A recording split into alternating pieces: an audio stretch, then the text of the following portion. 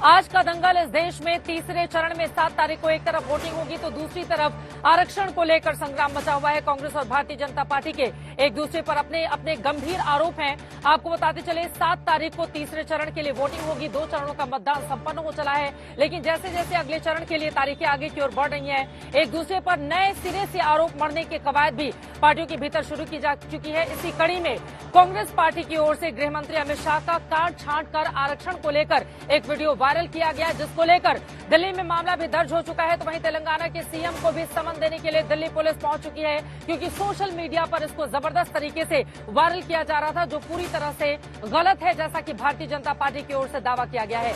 लेकिन आरक्षण के मामले पर बार बार कांग्रेस पार्टी की ओर से सवाल खड़े किए जा रहे हैं, ये कहते हुए कि दरअसल बीजेपी की सरकार आरक्षण को खत्म करना चाहती है, जबकि दूसरी तरफ प्रधानमंत्री नरेंद्र मोदी की ओर से कई बार ये कहा जा चुका है कि खुद बाबा साहब आंबेडकर भी आ जाए तो भी आरक्षण को खत्म नहीं किया जा सकता। और भारतीय जनता पार्टी की ओर से कर्नाटका और आंध्र प्रदेश में वहां पर धर्म के आधार पर कैसे ओबीसी और SC/ST में से आरक्षण निकालकर धर्म के आधार पर मुसलमानों को दिया गया, ये मुद्दा बार बार भारतीय जनता पार्टी की ओर से उठाया जा रहा है और कांग्रेस पार्टी पर हमला किया जा रहा है। इस सब के बीच तमाम और नए मुद्दों की एंट्री हो चुकी है।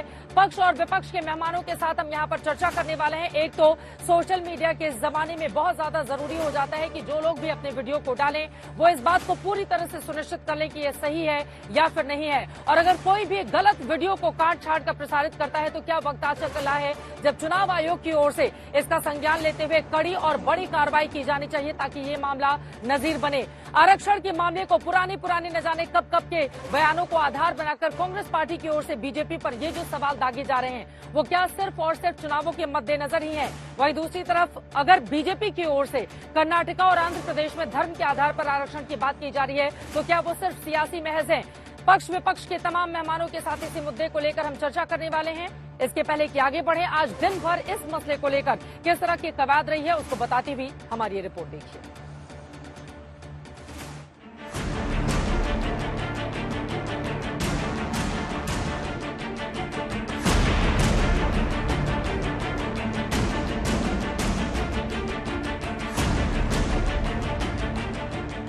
देश में चुनाव शुरू हुआ तो मुद्दों की लड़ाई में पहले पन्ने पर 400 पार दिखा, दूसरे पन्ने पर संविधान था, तीसरे पन्ने पर मुसलमान निकल आया और अब चौथे पन्ने पर आरक्षण के मुद्दे पर सियासत हिलोरे मार रही है।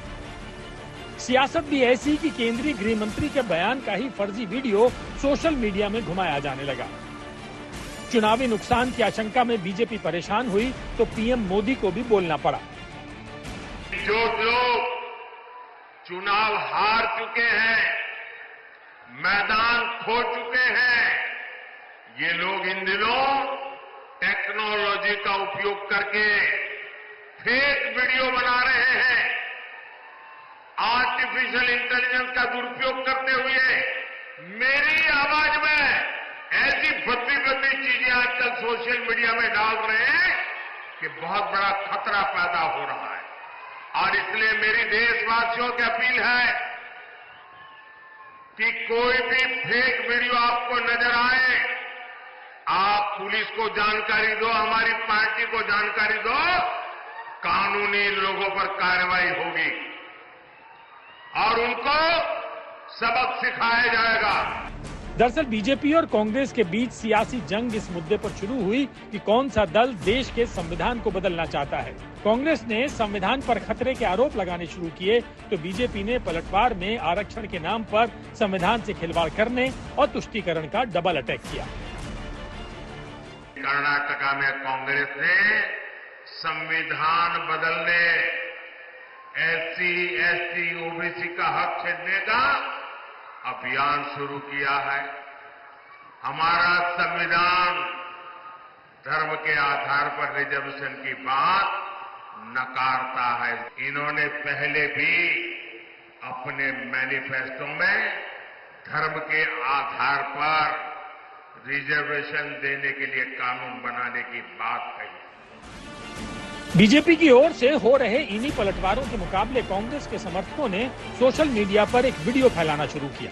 यहां तक कि ऐसे नेताओं के वीडियो भी पोस्ट किए जाने लगे जो कांग्रेस में रहते हुए आरक्षण खत्म करने की बातें किया करते थे।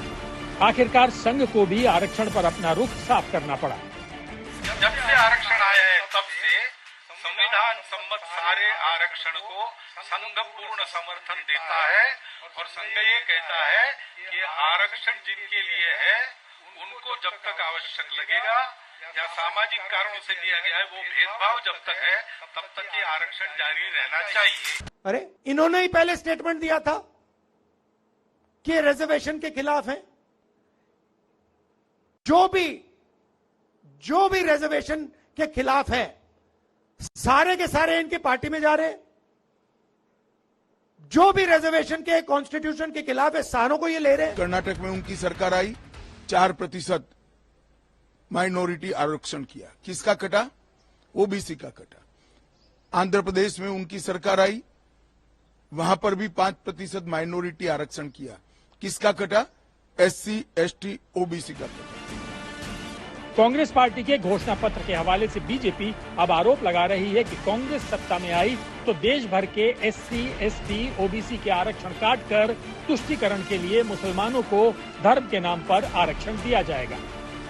आरक्षण के विषय में हमारे दलित भाई, हमारे आदिवासी भाई, हमारे ओबीसी के लोग इनके रिजर्वेशन पर डाका डालकर धर्म के नाम पर रिजर्वेशन देकर के मुस्लिम तुष्टीकरण का काम आज कांग्रेस पार्टी कर रही है। आज काउंटर कर रहे, आप रिजर्वेशन हम नहीं हटाएंगे, जितने आबादी उतने हिस्सेदारी देश में होना चाहिए। मुसलमानों को लगभग 75 ईयर से वोट बैंक मानते हैं लोग। भारतीय जनता पार्टी के खिलाफ भड़काकर वोट लेकर सत्ता पाते हैं।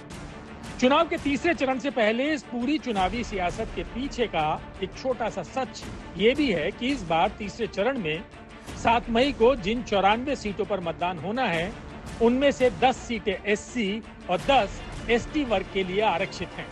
इन 20 सीटों में से बीजेपी ने 2019 में एससी वर्ग की सभी 10 सीटें और एसटी की 10 में से 8 सीटें जीती थी। इस लिहाज से आरक्षण और तुष्टीकरण का डबल अटैक करके बीजेपी इन 20 सीटों पर अपनी पकड़ बनाए रखने के साथ साथ हिंदू वोट बैंक को संगठित करने की चुनावी पैंतरेबाजी भी आजमा रही है। इसी का मुकाबला करने के लिए कांग्रेस लगातार आरक्षण को लेकर बीजेपी पर हमले करने में जुटी है। बीजेपी के लोग कहते हैं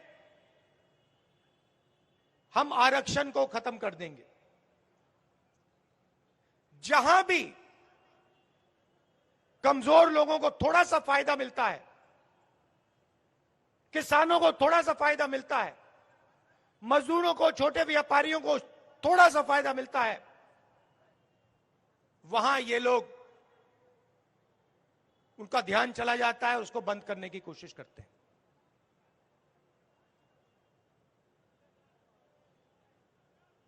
कभी कहते हैं, इनके लोग कहते हैं कि हम आरक्षण खत्म कर देंगे और फिर बयान आते हैं नहीं, हम आरक्षण के खिलाफ नहीं है। चुनावी लड़ाई में झूठ सच का सियासी झगड़ा अब यहां तक पहुंच चुका है कि केंद्रीय गृह मंत्री अमित शाह के एडिटेड वीडियो को शेयर करने के मामले में दिल्ली पुलिस ने मुकदमा दर्ज कर उन लोगों को समन करना शुरू किया है जिन्होंने सोशल मीडिया पर ये वीडियो फैलाया। और इसमें तेलंगाना के मुख्यमंत्री रेवंत रेड्डी का भी नाम है, जिन्हें समन करने दिल्ली पुलिस हैदराबाद पहुंची है। आज तक ब्यूरो।